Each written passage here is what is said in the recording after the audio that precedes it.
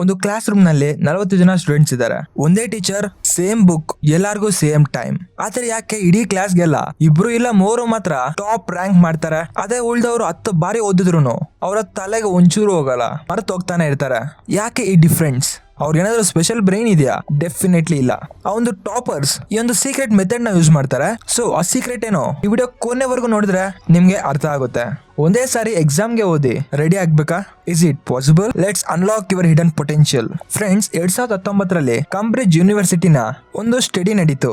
ಅವರು 100 average students ನ ತಗೊಂಡ್ರು. ಅದರಲ್ಲಿ 2 ಗ್ರೂಪ್ ನ ಡಿವೈಡ್ ಮಾಡಿದ್ರು. ಫಸ್ಟ್ ಗ್ರೂಪ್ ನಲ್ಲಿ ಯಾರಿದಾರೋ ಅವರೆಲ್ಲ ಟ್ರೆಡಿಷನಲ್ ಮೆಥಡ್ ಇಂದ ಓದಿದ್ರು. ಹೈಲೈಟ್ಸ್ ಮಾಡಿ, ನೋಟ್ಸ್ ಮಾಡಿ, ರಿಪೀಟೆಡ್ ಆಗಿ ಮೈಂಡ್ ಗೆ ಹಾಕಿ ಈ ತರ ಸ್ಟಡಿ ಫಾರ್ಮೇಟ್ ನ ಫಸ್ಟ್ ಗ್ರೂಪ್ ನವರು ಓದ್ಕೊಂಡ್ರು. ಅದೇ ರೀತಿ ಸೆಕೆಂಡ್ ಗ್ರೂಪ್ ಅವರಿಗೆ ಒಂದು ವೈಲ್ಡ್ ಇನ್ಸ್ಟ್ರಕ್ಷನ್ಸ್ ನ ಕೊಟ್ರು. ನಿಮ್ಮ ಟೆಕ್ಸ್ಟ್ ಬುಕ್ ಅನ್ನೋದು ಮೂವಿ ಸ್ಕ್ರಿಪ್ಟ್ ತರ, ನೀವೇ ಡೈರೆಕ್ಟರ್ ತರ ಎಲ್ಲ ವಿಜುವಲೈಸ್ ಮಾಡ್ಕೊಂಡು ಓದ್ಕೊಳ್ಳಿ ಅಂತ ಹೇಳಿದ್ರು.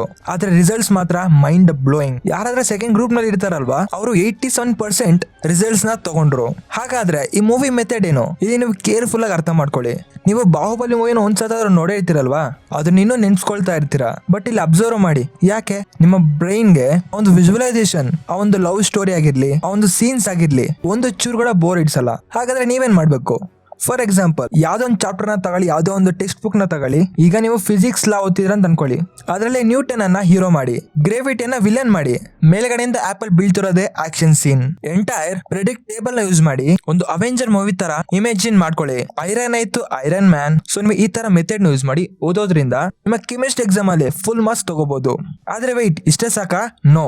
ಒಂದು ಎಕ್ಸ್ಪೆರಿಮೆಂಟ್ ಮಾಡೋಣ. 2 ಫ್ರೆಂಡ್ಸ್ ಇದಾರೆ, ಸೇಮ್ ಚಾಪ್ಟರ್. ಒಬ್ನೇನೋ 5 ಮಿನಿಟ್ಸ್ ಓದ್ದ, ಇನ್ನೊಬ್ಬ 2 ಮಿನಿಟ್ಸ್ ಓದಿ 3 ಮಿನಿಟ್ಸ್ ಅವನೇನೇನು ಓದಿರ್ತಾನೋ ಫ್ರೆಂಡ್ಗೆ ಎಕ್ಸ್ಪ್ಲೈನ್ ಮಾಡ್ತಾನೆ.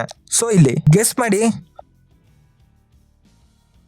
ಸೊ ನಾವು ಯಾವಾಗ ಚೆನ್ನಾಗಿ ಅರ್ಥ ಮಾಡ್ಕೊಂಡು ಬೇರೆಯವ್ರಿಗೆ ಎಕ್ಸ್ಪ್ಲೈನ್ ಮಾಡಿದಾಗ ನಮ್ಮ ಬ್ರೈನ್ ಅನ್ನೋದು ಆ ಒಂದು ಕಂಟೆಂಟ್ ನ ಚೆನ್ನಾಗಿ ನಮ್ಮ ಮೈಂಡ್ ಅಲ್ಲಿ ಸ್ಟೋರ್ ಮಾಡ್ಕೊಳ್ಳುತ್ತೆ. ಸೊ ಅರ್ಥ ಆಯ್ತಲ್ವಾ?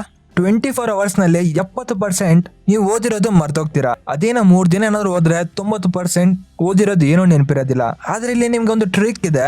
ಇದೇ 3 ದಿನದಲ್ಲಿ 20 ನಿಮಿಷ ರಿವಿಷನ್. ಈ ತರ ನೀವು ಮಾಡೋದ್ರಿಂದ 90% ನೀವು ಏನೇನು ಓದಿರ್ತೀರೋ ನಿಮ್ಮ ಬ್ರೈನ್ ಅಲ್ಲಿ ಡಿಲೀಟ್ ಆಗದೆ ಹಂಗೆ ಸ್ಟೋರ್ ಮಾಡಿ ಇರುತ್ತೆ. ಅಂಡ್ ಫ್ರೆಂಡ್ಸ್, ಒಂದು ಮೆಡಿಕಲ್ ಸ್ಟೂಡೆಂಟ್ ಈ ಪ್ಯಾಟರ್ನ್ ನ ಫಾಲೋ ಮಾಡಿ 5000 ಪೇಜಸ್ ನ ಮೆಮೊರೈಸ್ ಮಾಡಿದ್ರು. ಸೊ ಫ್ರೆಂಡ್ಸ್, ನಾಳೆಯಿಂದ ಕ್ಲಾಸ್ ರೂಮ್ ನಲ್ಲಿ ಟೀಚರ್ಸ್ ಕ್ವಶನ್ಸ್ ಕೇಳಿದಾಗ ನಿಮ್ಮ ಹ್ಯಾಂಡ್ ಫಸ್ಟ್ ರೈಸ್ ಆಗಿರ್ಬೇಕು. ನಿಮ್ಮ ಫ್ರೆಂಡ್ಸ್ ಎಲ್ಲ ಶಾಕ್ ಆಗ್ತಾರೆ. ಸೊ ಆ ತರ ನಿಮ್ಮ ಮೈಂಡ್ ನ ಡೈಲಿ ಪ್ರಿಪೇರ್ ಮಾಡಿ. ಅಂಡ್ ಈ ಮೆಥಡ್ ನ 95% ಸ್ಟೂಡೆಂಟ್ಸ್ ಯೂಸ್ ಮಾಡೋದಿಲ್ಲ. ಯಾಕೆ? ಬಿಕಾಸ್ ಅವ್ರು ಥಿಂಕ್ ಮಾಡ್ತಾರೆ ನನ್ ಕೈಲಾಗಲ್ಲ ಅಂತ. ಸೊ ಫ್ರೆಂಡ್ಸ್, ನಾನು ಹೇಳಿರೋ ಈ ಮೆಥಡ್ಸ್ ನ ಡೈಲಿ ಸ್ವಲ್ಪ ಇಂಪ್ಲಿಮೆಂಟ್ ಮಾಡ್ಕೊಂಡು ಹೋಗಿ.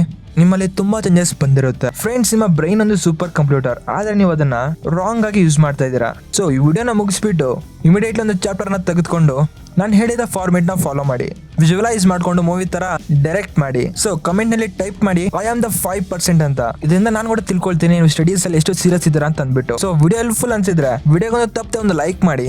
ಅದೇ ತರ ನಿಮ್ಮ ಫ್ರೆಂಡ್ಸ್ ಅಂಡ್ ಫ್ಯಾಮಿಲಿ ಮೆಂಬರ್ಸ್ಗೆ ಅವರ ಸ್ಟಡೀಸ್ ಅನ್ನೋದು ವೆಲ್ ಆಗೋಕೆ ಅಂಡ್ ಇದೇ ತರ ಇಂಟ್ರೆಸ್ಟಿಂಗ್ ವಿಡಿಯೋಸ್ಗೋಸ್ಕರ ನಮ್ಮ ಚಾನಲ್ ಯಾವಾಗಲೂ ಸಬ್ಸ್ಕ್ರೈಬ್ ಮಾಡ್ಕೊಳ್ಳಿ. ಸೊ ಅಲ್ಲಿವರೆಗೂ ಇನ್ನು ಉಳಿದಿರೋ ಈ 3 ತಿಂಗಳಲ್ಲಿ ನಿಮ್ಮ ಲೈಫ್ ನ ಕಂಪ್ಲೀಟ್ ಟ್ರಾನ್ಸ್ಫಾರ್ಮ್ ಮಾಡ್ಕೋಬೇಕು ಅನ್ಕೊಂಡಿದ್ರೆ ಸ್ಕ್ರೀನ್ ಮೇಲೆ ಕಾಣ್ತಿರೋ ವಿಡಿಯೋನ ಒತ್ಬಿಟ್ಟು ಬನ್ನಿ, ನಾನು ನಿಮ್ಗೆ ಅಲ್ಲಿ ಸಿಗ್ತೀನಿ.